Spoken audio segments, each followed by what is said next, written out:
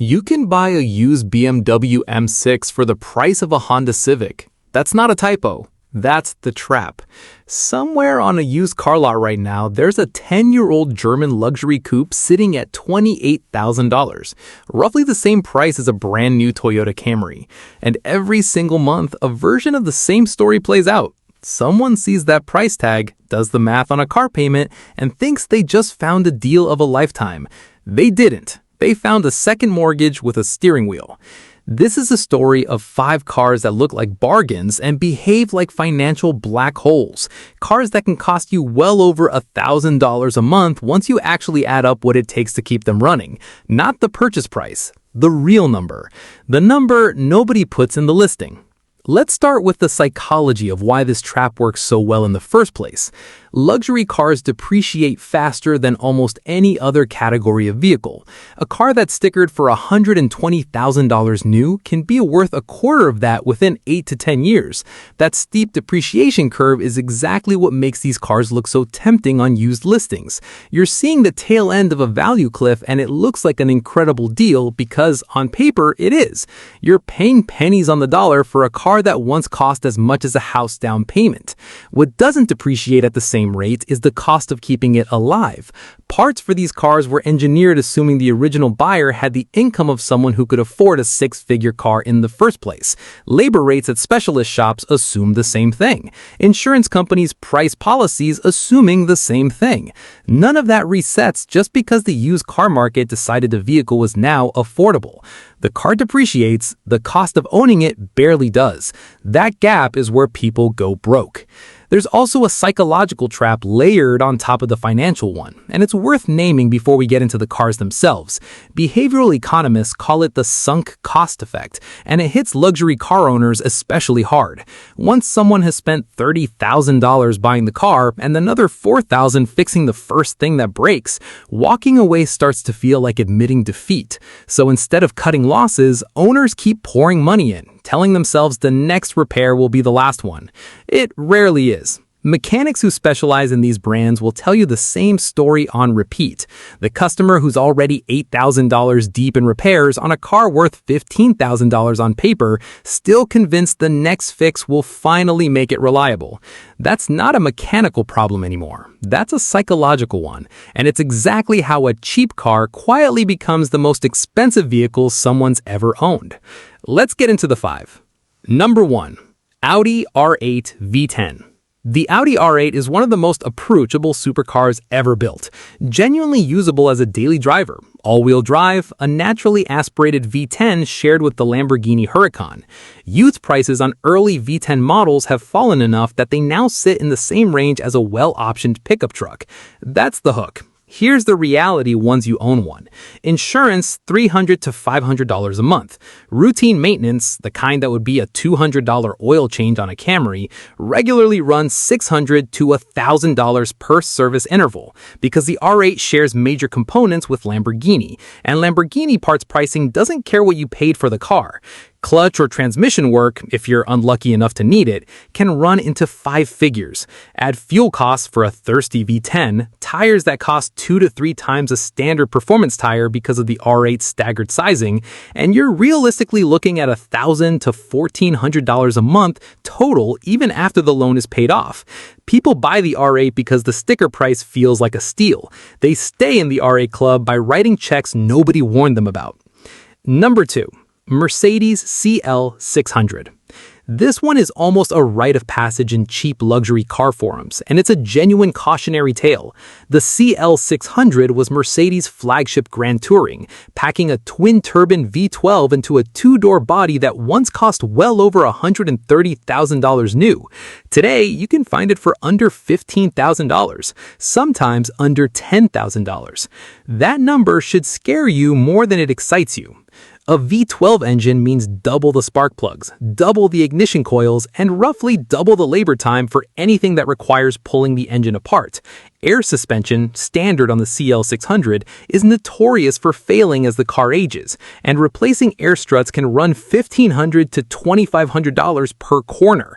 Add the electronics, this was one of the most gadget-laden cars of its era, and a single check engine light can turn into a $3,000 diagnostic and repair bill before anyone's even touched the V12 itself.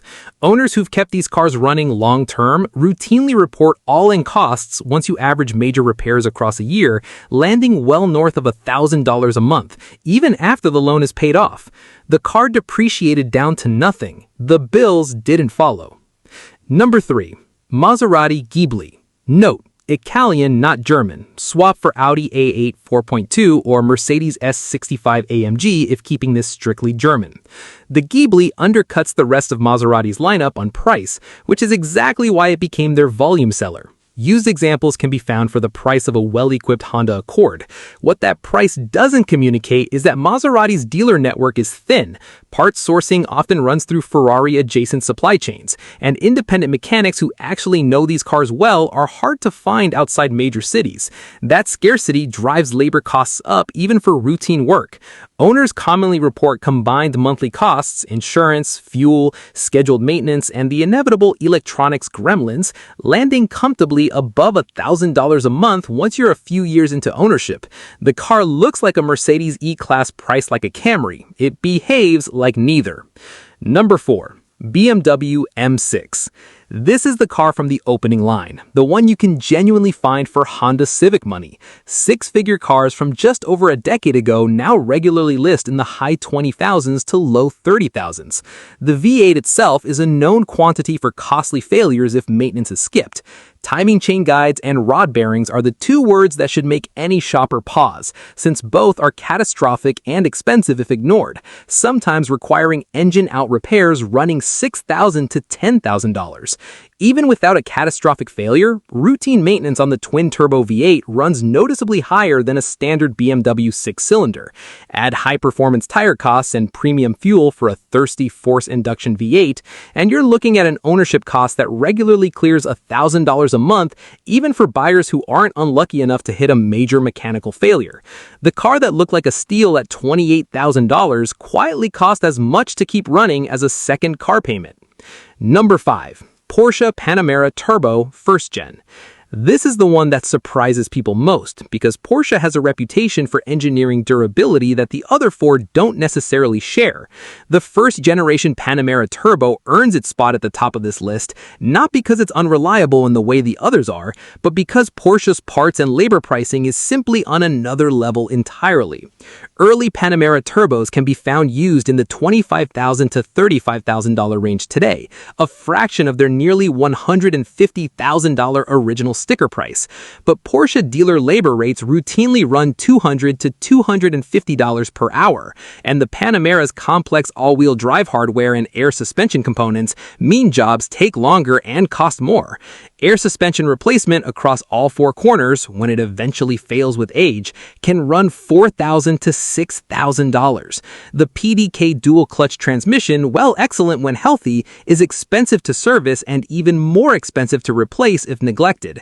Add tire costs, premium fuel, and insurance priced for a car that can still hit 60 miles per hour in under 4 seconds, and total monthly ownership costs on a first-gen Panamera Turbo frequently exceed $1,000 to $1,300 a month, and considerably more in a year when the air suspension or transmission needs attention. Of the 5 cars on this list, it's arguably the most mechanically sound. It's also, once you add everything up, the most expensive to actually live with. So what's the actual lesson here?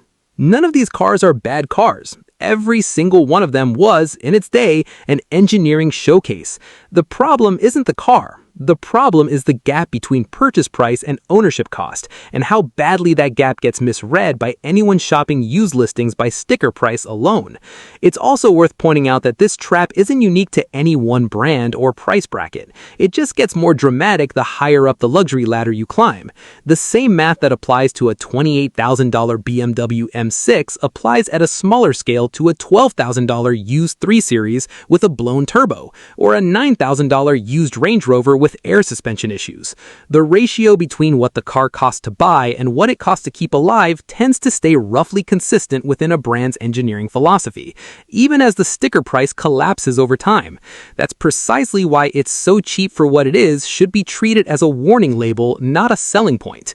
The used market isn't handing you a discount on the car, it's handing you a discount on the least important number in the entire transaction. Here's a simple reality check worth running before you buy any of these. Take the car's original MSRP when new and assume your annual maintenance and repair costs will land somewhere between 3% and 6% of that original price every single year. On a car that cost $130,000 new, that's $4,000 to $8,000 a year in ownership costs before you've even added insurance, fuel, and tires. Compare that to a mortgage on a modest starter home in much of the country, and in some markets, you're not far off, except the car depreciates to zero and the house doesn't. If you're still tempted, the smartest move isn't necessarily to walk away entirely. It's to budget for the real number before you sign anything. Get a pre-purchase inspection from a specialist, not a general mechanic. Price out insurance before you buy, not after. And build a maintenance reserve fund equal to at least one full year of that 3 to 6% estimate sitting untouched before you ever turn the key. The used car market is full of luxury cars priced like economy cars. Almost none of them cost like economy cars to actually own. Know the difference before the difference finds you. If this saved you from making an expensive mistake, that's exactly the kind of thing this channel exists for. Subscribe, hit the bell so you don't miss the next one, and drop a comment with which luxury car you want us to run the real numbers on next.